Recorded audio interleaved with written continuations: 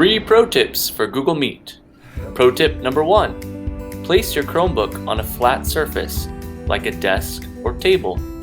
This allows for your camera to be steady and for you to clearly see what is being displayed. If you don't have a table or a desk, you could also use the floor.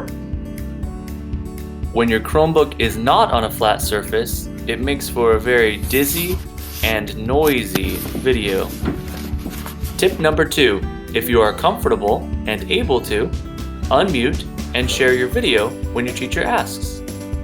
It really helps them to see and hear you, and it helps you to stay focused and connected to your learning.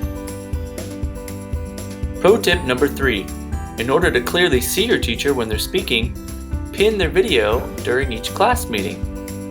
This will help you focus and not be distracted by the other students. You do this by clicking on the little push pin symbol in front of your teacher's video. And just seeing your teacher is a lot less distracting than seeing all of your classmates.